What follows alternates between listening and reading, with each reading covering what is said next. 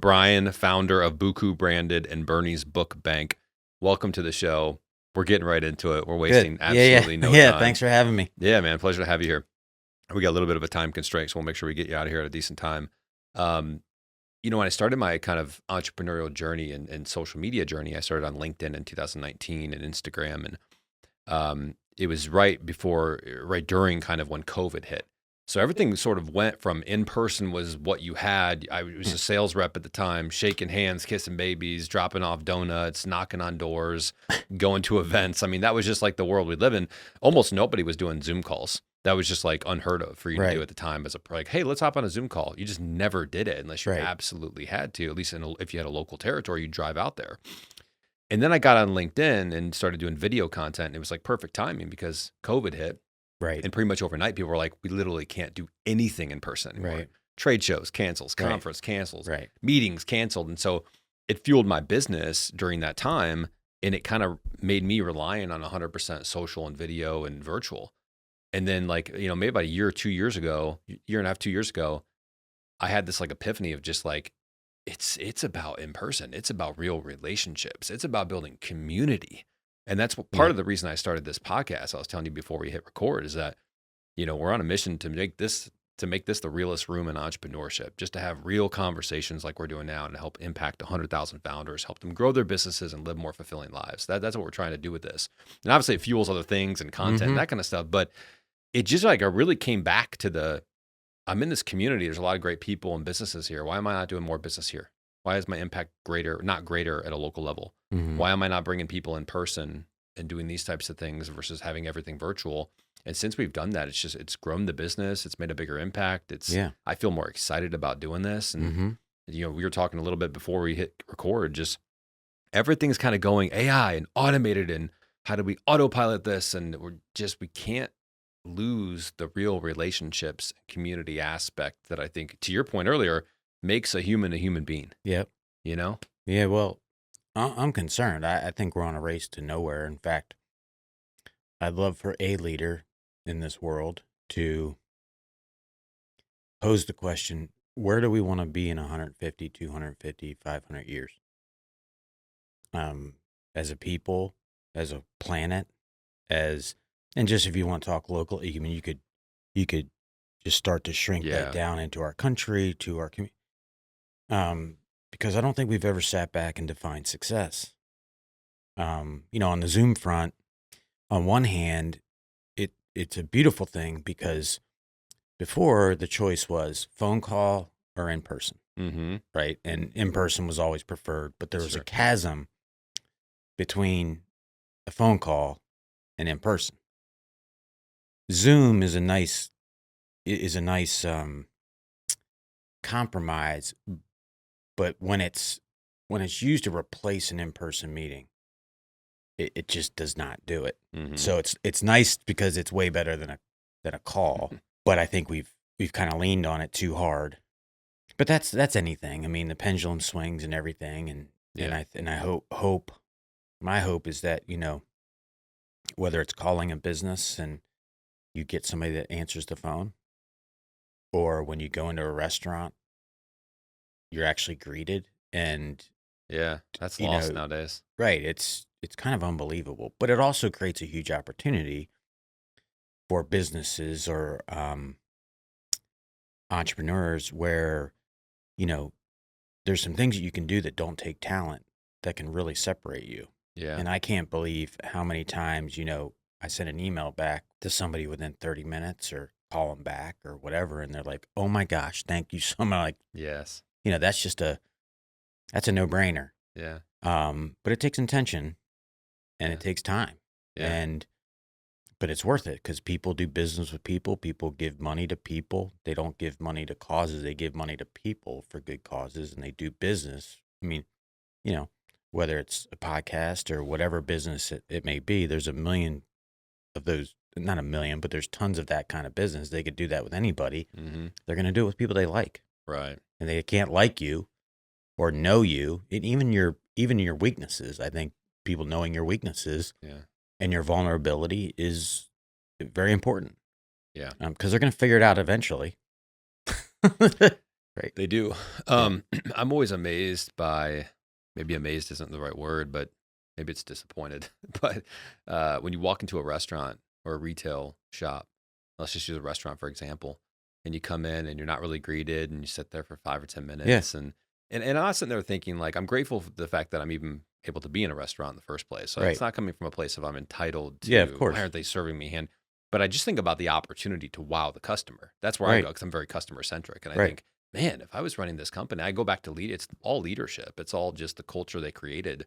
Does the leader at that restaurant or company create the culture where when people come in, we're going to make them feel like they just won the damn lottery? Well, and it's not complicated. It's about being curious. Like, hey, I've never seen you in here before. Yeah. Where do you live? What's even more fascinating is in towns where, there's a big push to, like there's Main Street organizations and how do we keep Main Street lively and shop local. And then you walk in to a local shop that's not a chain and it's crickets. Like, I feel like you should be waiting at the front door. Oh my gosh, thanks for coming in. What's your name? How did you hear about us? What are you interested in?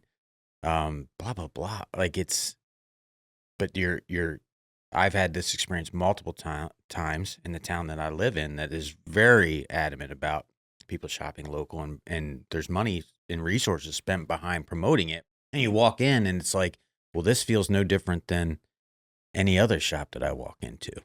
So I don't know. Sometimes you almost feel like they don't even want you in there. Like, that's like, the truth. What are we doing like, here? Am I burdening you? Right. Like, aren't you trying to sell something here? Yeah, and it's wild. Yeah. So let's get into a little bit about your story, your mission, the things that you do. And, I always ask, or I've been trying to recently at least ask our Founder Talk community. We have a group chat that are just local founders that have been on the show, actually, and I welcome you to join as well. And that's going to lead to in-person stuff as well. But I try to ask the question and build the episode with them. And I say, hey, I've got this guest coming on. Here's a little bit about their background. What are some questions or thoughts or ideas that I should be bringing up on the show?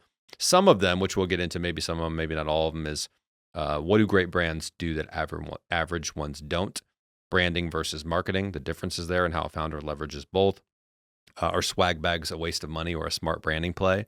And brand loyalty. We all know that what it means for Apple or Nike, consumer products, but what does brand loyalty mean for maybe a B2B company? So those are some of the things we'll get into. But I had the headline of your website, which reads, the only branded products company reinvesting 100% of net profits back to advance literacy in America. I shared this with my community, and one of the first questions was, well, how the hell do they make money? Well, we make money. Right. Then we give it away. Just like any other business, there's profit and there's margin. Right. You have expenses and you pay people. And but his question was, if you're doing all of that and there's no net profit going to, I guess, the company or you or whoever's running it, that seems a little different. Well, yeah, it is different for sure. But I'm not I'm not motivated by money. My wife is not motivated by money. My wife, former social worker, and is a big part of BUKU Branded, and we are not motivated by money. I mean, it's not. I think we've both had our own journeys in life with regards to the difference between success and significance, and there's a big difference. Success is about your accomplishments. The significance is about the accomplishments of other people, and so I think we're just aligned with what we want our life to look like and what we want it to be about, and how we define rich. Rich isn't really about money at all. I really think rich is about, having uncomfortable conversations and taking uncomfortable actions. That's where life lives. Mm-hmm. But technically, at BUKU, you grow the business and you grow the top line, bottom line grows, and as the bottom line grows, you can give more money away. So, we try to be very smart about it and diligent about it. It's a unique concept, so you have to be very strategic about how you spend the money, and if it's a worthy spend, and then managing cash flow. Right now, BUKU Branded has a $5,000 a month commitment to our 4 beneficiaries, and we look at that like as an expense. Mm-hmm. We know it's there, and so, but like like like many things, you're flying the plane as you're building it, and so you make adjustments along the way. But the idea here is to we've given back close to $120,000 just over the last 2 years, but we're not satisfied at all. We really want to be writing checks with 2 commas in them. And this didn't come out of the blue. I mean, starting Bernie's Book Bank and growing it, we've been relatively successful at raising money, but few things I think it's going to get harder and harder to raise money in a traditional philanthropic setting as we move forward for many reasons I won't bore you with today. But and I think literacy is too important to all of us to leave to charity alone. And I believe the solutions for our literacy crisis in America, I mean, there's 32 million Americans who can't read. I saw that. I had that actually written down. And we wonder why we're losing. That seems almost unreal. It's still unbelievable every time I say it. I mean, it's not something that it's like, oh, yeah, that makes complete sense. But it's true. And we just saw BUKU Branded as an opportunity to work our way up the financial food chain a bit, where you're not waiting at the bottom. In philanthropy, you're not giving me a dime until you know that you're taken care of, your children are taken care of, and maybe their children are taken care of. With regards to BUKU Branded, we're tapping into already budgeted dollars. And the benefit of the business that we're working with is that they can be charitable without really earning it. They're buying this stuff anyway. Right. Trust me, I never really wanted to sell promotional products, but if it's a $27 billion industry and I don't see it going away, it might change, it might adjust. But if people are buying it, I'll sell it on behalf of literacy. And that's kind of our mindset around it. So so basically what you're saying is after would you take a salary, wife takes a salary, employees, everyone gets paid, taxes, expenses, but then anything left over then goes to, non-for-profits or helping support literacy in America. So we're very thoughtful about, what we pay folks. I mean, especially ourselves. We are definitely not paying ourselves anywhere close to what our value would be, but that's startup in general. Right. But you've got the added layer of, we want to give all the money away or as much of it away. And so, you need to build budgets in a legitimate way so that you're building a legitimate business that's going to be sustainable, but at the same time you're building it with the mindset that you're going to give whatever's left over away. So now where does that mindset come from, Brian? Because not everyone shares.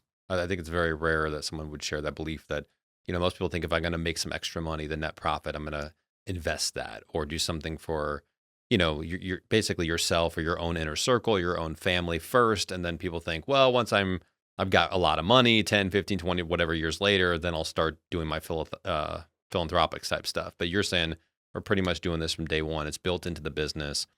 What is unique about you guys and where does that come from? Well, I think it starts with our faith. I mean, we're here to serve. That's what we try to maintain as a mindset on a daily basis. You think without faith, you would not have this business and be giving away so much? Oh, I could tell you without faith, there would be no Bernie's Book Bank. And then if there wasn't Bernie's Book Bank, there wouldn't be BUKU Branded. I mean, the relationship between the two is, the book bank has been relatively successful at raising money. I mean, we started the book bank in my garage on my credit card for $5,000. As we expand nationally this year across all markets, I would say that we're going to raise about $10 million, which is a huge success story, relatively speaking. That being said, in the nonprofit sector, you're running a business where your productivity is not directly related to your revenue, which is really way to run a business. Yeah. But that's what charity is. And so, and along my journey with Bernie's Book Bank and then playing in the literacy space, I believe that the cures for our literacy crisis in America already exist. But what's getting in the way of scale is revenue and reliable revenue.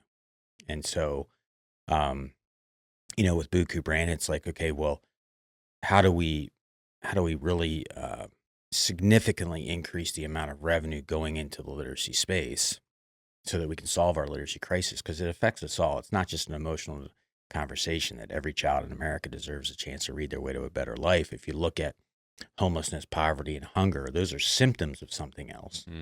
And if you were to look at the root cause or a common denominator of all those folks struggling in that way, you're going to find lack of literacy / lack of education somewhere. And so if we solve the literacy crisis in America, we all win. My brother, little Bernie, died of ALS 5 years ago. And it pains me to think that the cure for ALS is living dormant on the south side of Chicago, the north side of Milwaukee, the east side of Pittsburgh, on down the line. And if we were to nurture all brains in an equitable way in our country, we could actually live up to our ideals and we'd all be more successful. Now, when you started was it the Bernie's Book Bank you started in your garage with $5,000 on the credit card? It's since been paid off. Sounds like it. Were you working a full-time job at the time, or how did that come about, and what made you have to put the $5,000 on the credit card? Was that the only money you had? I'm curious. That makes me curious on that story. There seems like there's a story there. The way that began is I was running golf schools for Golf Digest, so I'd spend half the year in Lake Tahoe and the other half in West Palm Beach. It was horrible. Tough life. I was married. I didn't have children at the time, and that when my dad Bernie and my grandmother died on the same day, and so my mom lost her husband and her mother on the same day. Jeez. It really turned everything upside down. Deep spiritual dive from there, and out of that, I just want to be a servant. And so we left the golf business and came back to Chicagoland, and the original iteration of being a servant was to be an elementary school teacher in an under-resourced community. So I spent 2 years in Zion as a reading paraprofessional, and to get my foot in the door, and learned a lot of things I really didn't want to learn, but I'm glad I did. And I was captivated by the fact that in a country that talks about pursuit of happiness and equality and equity, how these children I was working with just really didn't have a shot, and it was over before it started, and they had nothing to do with it. So when we started the book bank, it was a leap of faith, and I had 3 jobs when I started the book bank, and the book bank was not one of the 3. But as I said to my son, as he got out of the car this morning when I dropped him off at school, you do what you got to do what you want to do.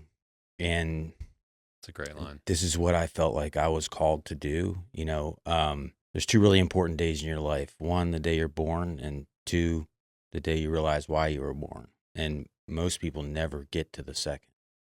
And I just feel really grateful to know or believe that this is why I was born. And it took some tough things to tenderize me and put me in a position to listen to the calling. And but when he calls, you listen and you respond, and that's and he has been faithful to me and to my family.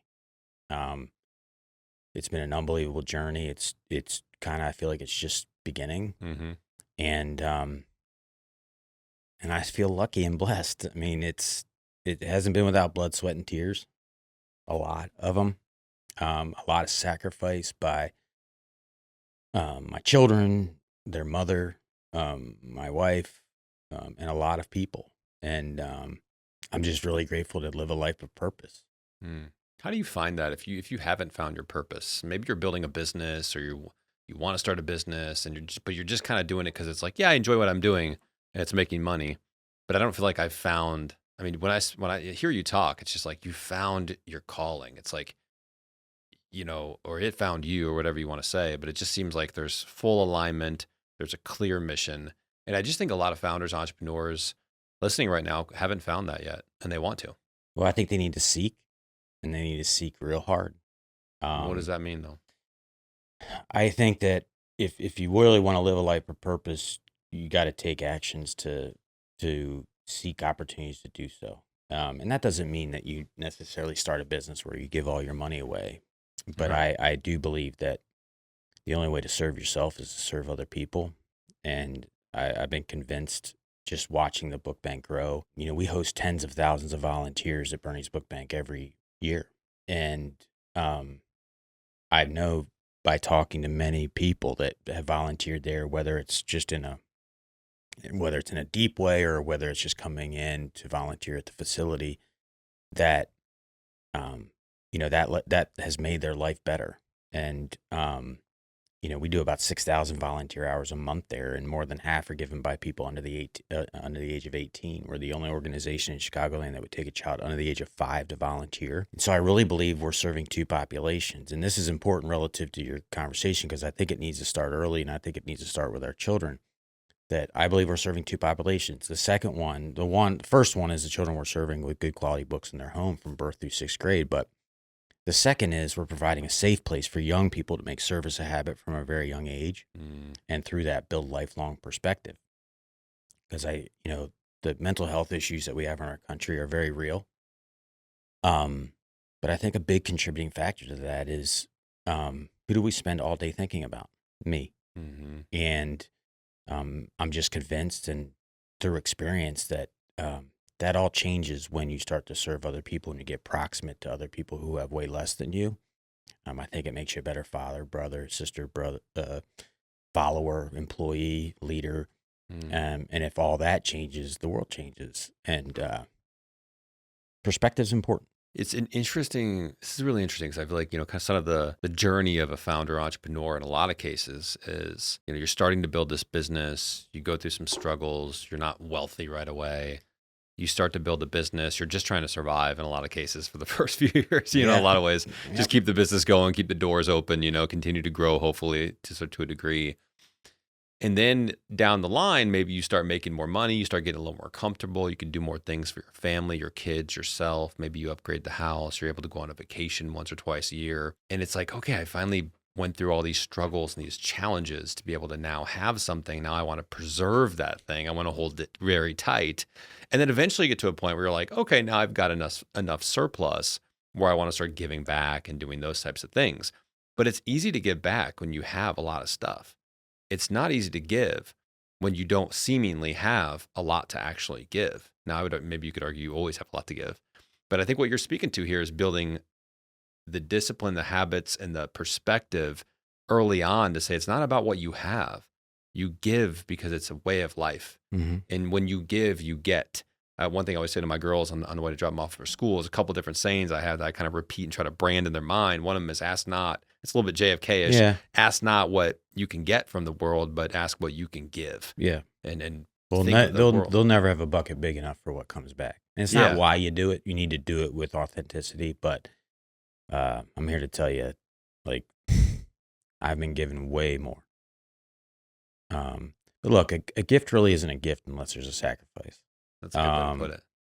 And the beauty of not accumulating it and then giving it away is, as opposed to giving it away as you go, is give it away as you go. You get to see the impact, and you get to be a part of the impact. And it just so happens that if you're a part of it and you get to see it, it makes you want to do it more. So that's really why we've chosen to do what we do and the way that we do it. And but we just really believe in what we do, and it's not. We don't have to think about it much. I'm just very blessed also to be in a relationship and with my wife where we're totally aligned.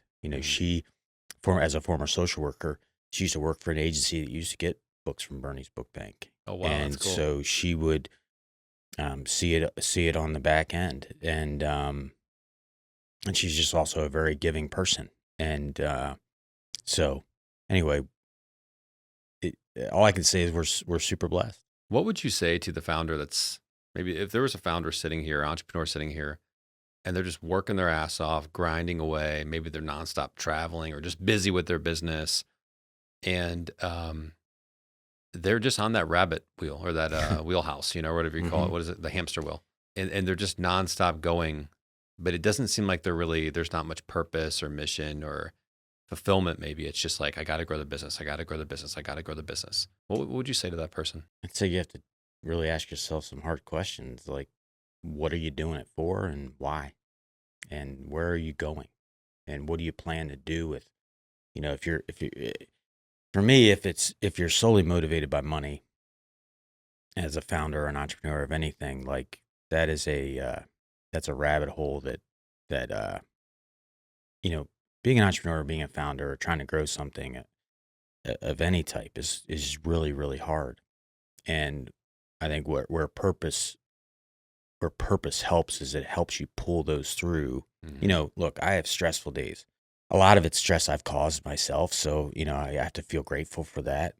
But even in the most stressful days, the hardest days, when I put my head down at night, I know I'm fighting for the right people, and that's comforting. Mm-hmm. Yeah. So I think it's really take a hard, deep dive on what you're doing it for, and why, and also, what is the potential? What is the collateral damage as a result of your journey, or potential collateral damage, and is the juice worth the squeeze?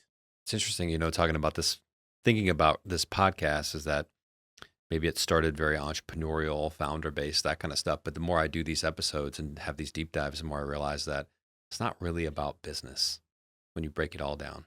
It's about life. Mm-hmm. It's about everything is. It's, it's about, I know it's like a very broad term, but the more I have these conversations, it really just comes back to like the life that you want to create, and are you fulfilled, and are you doing something meaningful, and why are you doing what you're doing? And well, I think a common denominator of founders is that they've realized that they don't want life to happen to them.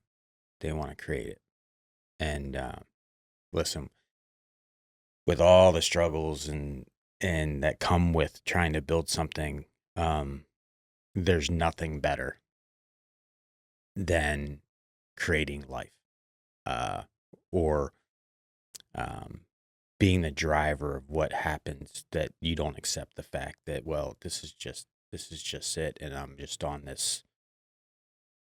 on this treadmill, and this is just, it's that you've chosen to create life, not just for yourself, but for others around you. Yeah. There's nothing better than that. I mean, there's the analogy I've drawn on over the years is, look, climbing up a mountain is hard work. You're going to walk uphill most of the way, but the view from the top is unbelievable. And I don't mean like the top of the business. What I mean is like the growth over the years and achieving things that maybe others didn't think you could achieve or that were hard. It always feels best when it's hard.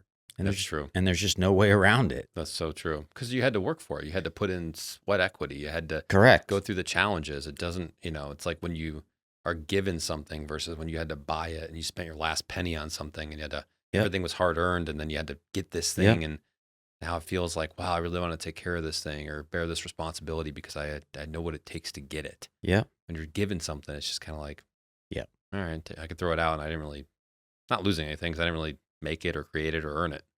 Right.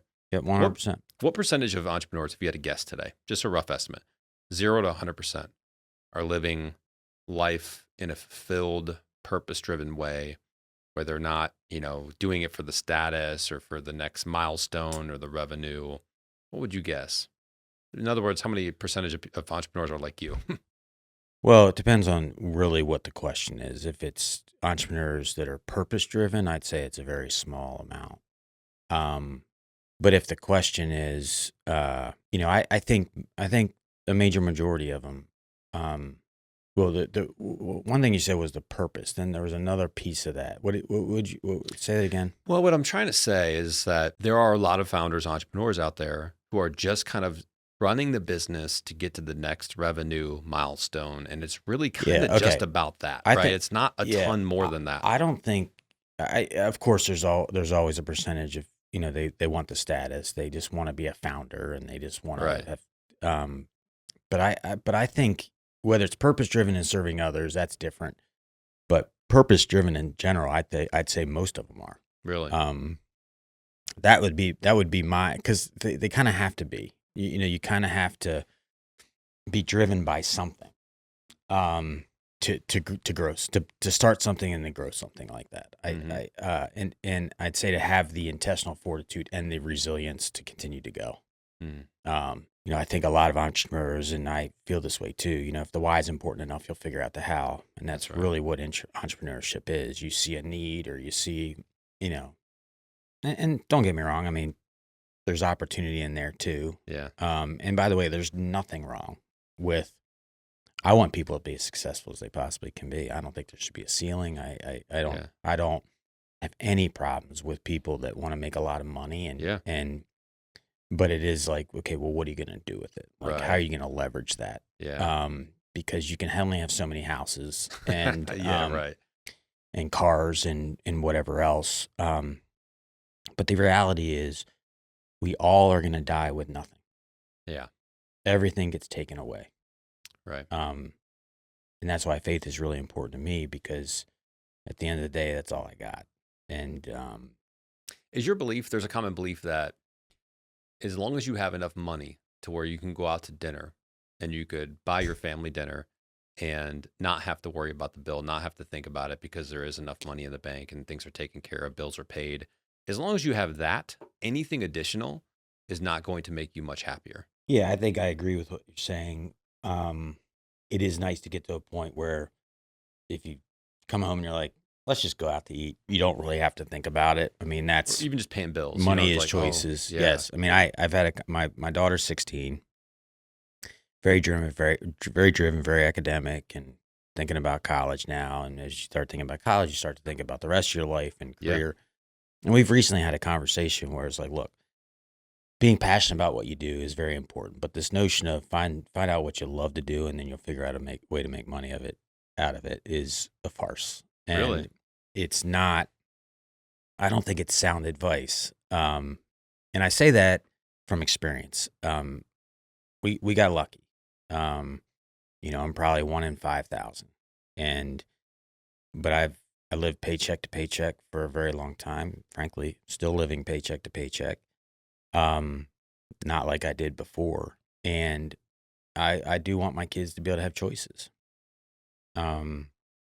I don't know if I would have said that 15 years ago. I'm actually surprised that you did say that, because I would think you'd be someone that says, hey, if you find something that's you are excited about, that lights you up, that's purpose driven, you can find a way to make a good living out of that. Yeah. Well, that takes some intangibles that, you don't really know someone has until they're put in that position. Sure.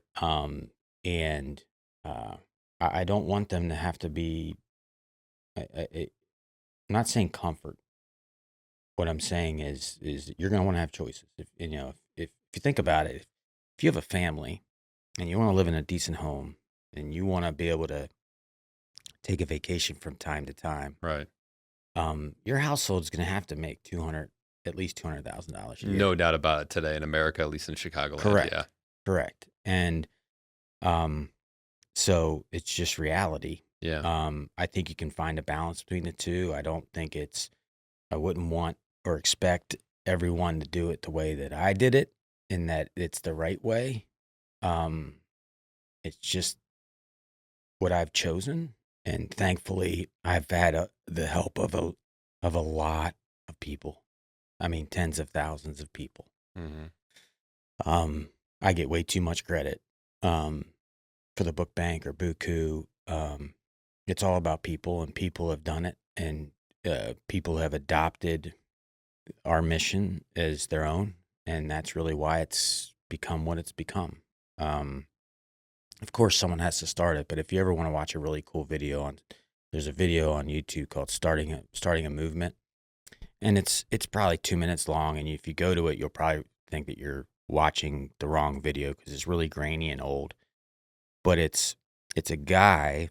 It looks like at a music festival, like in Colorado or something, and he is dancing on his own, and it'd probably be somebody you'd look at and be like, look at that guy, like.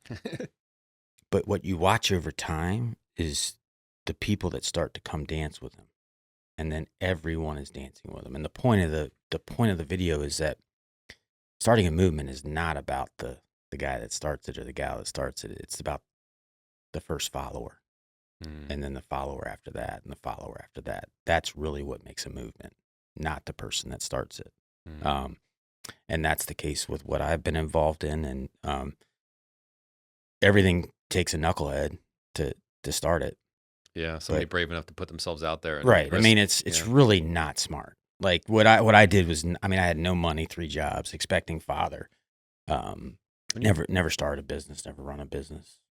When you had the $5,000 in credit card that you put for the Bernie's Book Bank, was there a period where you thought, am I going to be able to pay this back?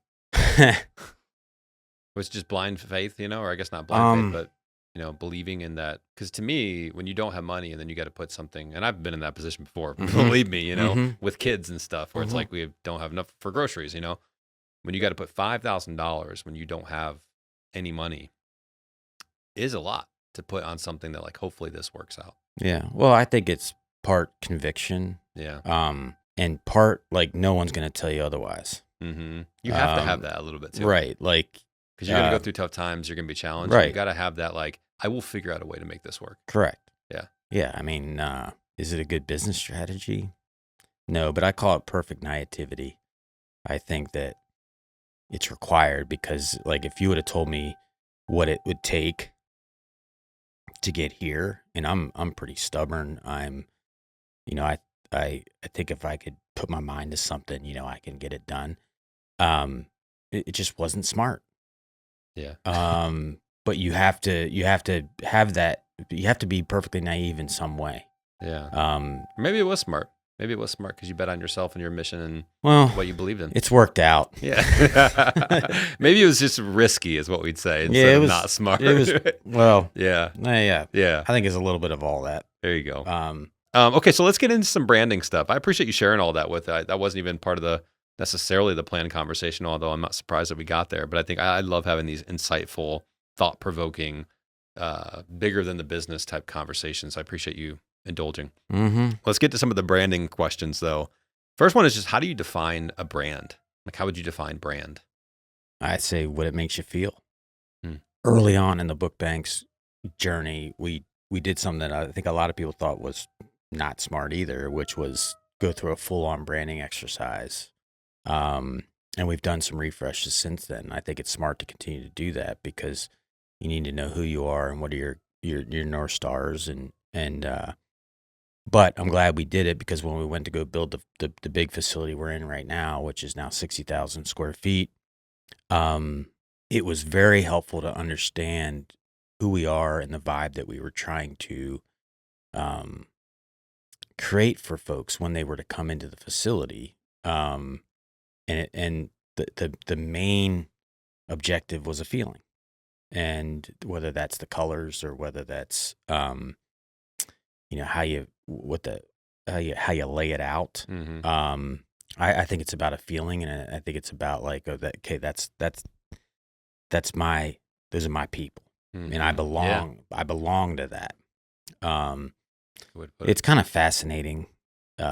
Honestly, I'm not a brand person. If there's a shirt that has a logo on it, I usually won't wear it. Yeah. Kind of the same way. But the fact of the matter is, whether we like it or not, there are brands, and but I think it's the way that it makes you feel. What does your hat mean, by the way? Wander out yonder.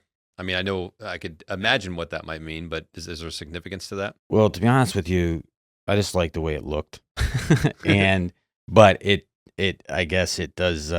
Wandering. I think we're all wandering through life, and That's true. just get out there and wander and wonder, and I like the color green. That's good. I like that. You kind of think outdoorsy, but there's a bigger meaning even beyond that. Mm-hmm. If you really take a look at it. Mm-hmm. What was the vibe that you got coming in here? I'm curious.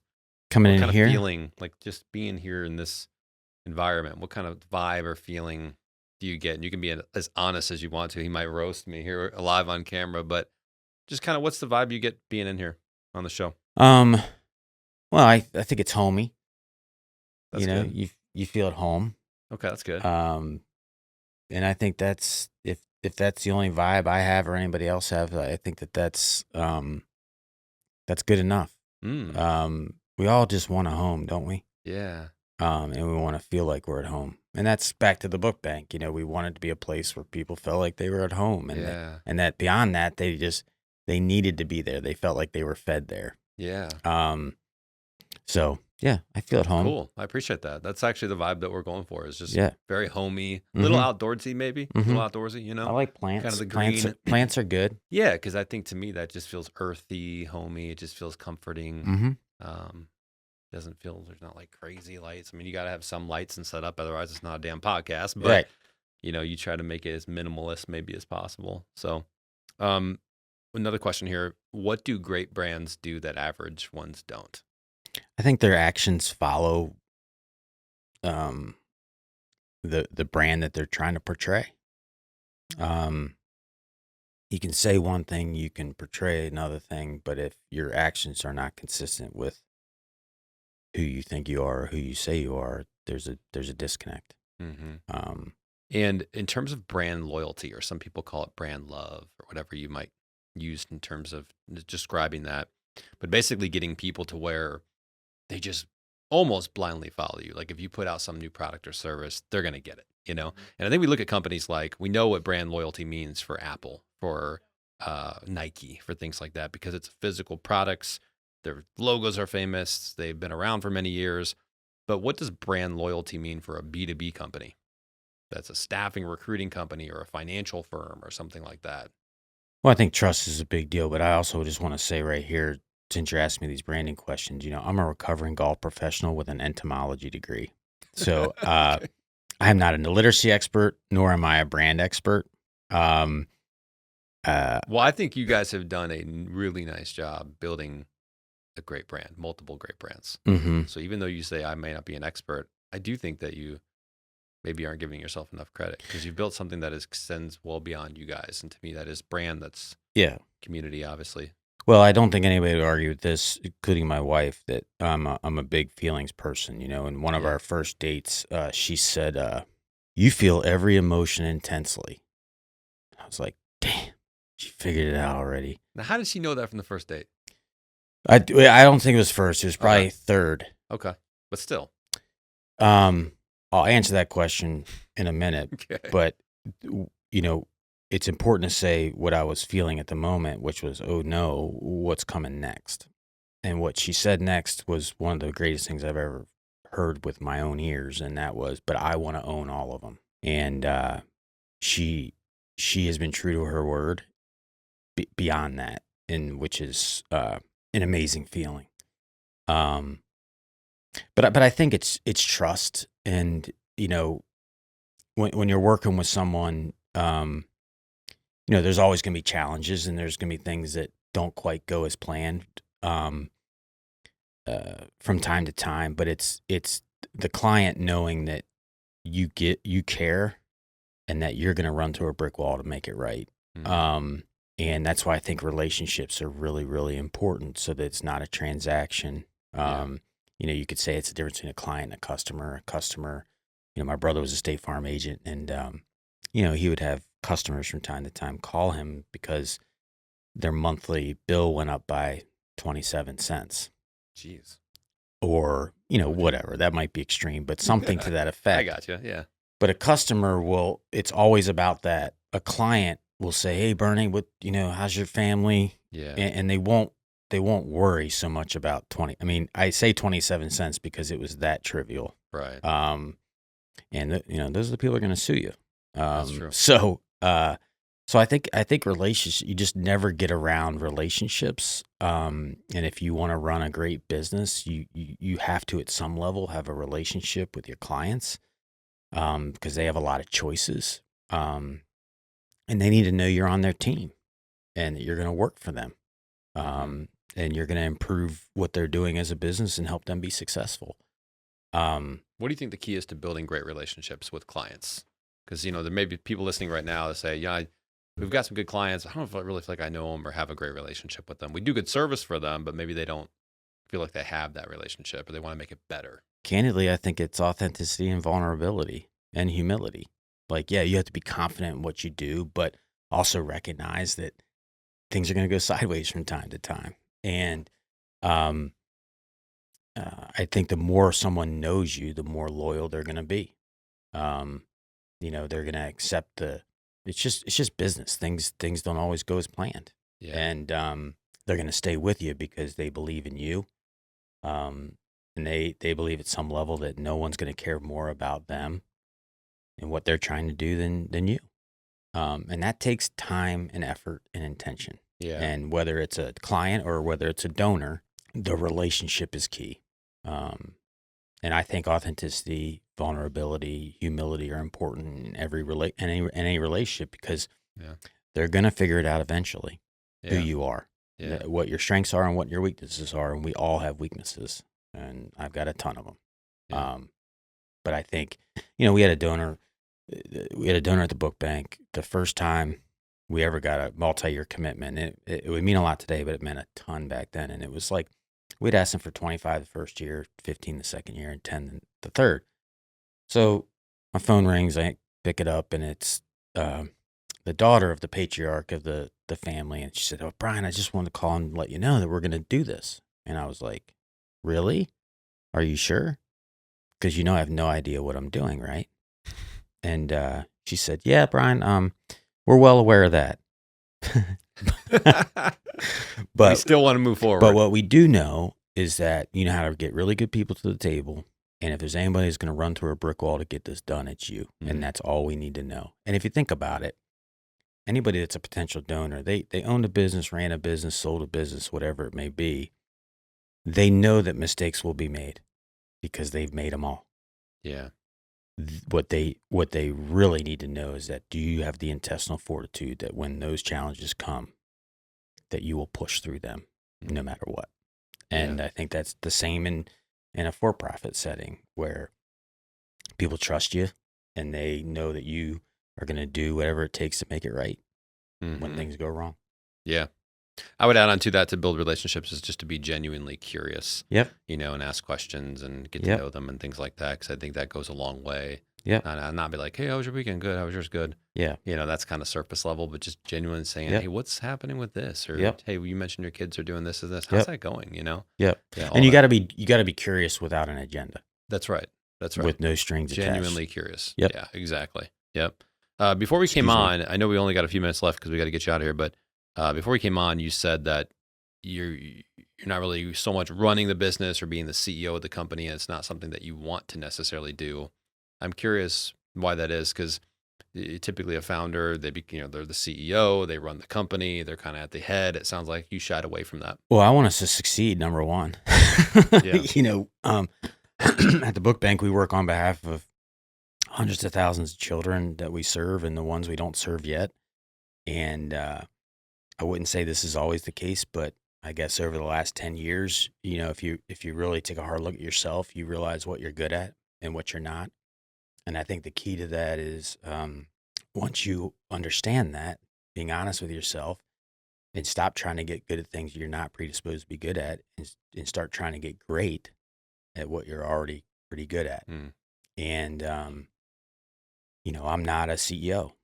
And I've known that for a very long time. And I want the book bank and BUKU Branded to be very successful. And as of right now with BUKU and where we are, that's the role I need to play. But, we want in the next 5 years to get somebody in there that just comes in and blows it up. And I just really want to be irrelevant. And I think, especially at the book bank where we're literally trying to build an American institution. Institutions cannot rely on any one person. Right. And I just think beyond that, I think it puts us in the best position to succeed. I also think optically, it shows a level of maturity. Yeah. And this has never been about me. It's about solving a problem and solving it once and for all. And, I think I'm good at motivating people, inspiring them to the mission. I'm cultivating and stewarding relationships, but managing people, I think there's a difference between being a leader and being a manager. I'm not a manager. Yeah. There's multiple people that could attest to that. And so it's just, how can I be a tool in the tool belt of whether it's Bernie's Book Bank or BUKU Branded? Mm-hmm. I think that's the way to do it. I mean, to me, I always want to try to get out of the business as much as I can, because I think it's a testament to building a good business Right. that you can come out of it at some point, right. and it doesn't fall apart without you. And that's, to me, that is good leadership too, because you put the right things in place. It takes humility. Yeah. But I think if you're doing it for the right reasons and you know what you're trying to achieve, then it's much easier. Well, Brian, I appreciate you coming on the show. I'd love to continue the conversation, but I know you got to go downtown for an appointment that you have. Where can people find you, connect with you, learn more about what you guys do? Well, they can go to either berniesbookbank.org or BUKUBranded.com. They can email me directly at brian@BUKUBranded.com or brian@berniesbookbank.com. You can find us on LinkedIn. Cool. But I just appreciate your having me as a guest and what you're doing, and rooting for you. Likewise. And if ever I can be of service to you, just reach out. Appreciate the conversation today. You got it. Thanks, Brian.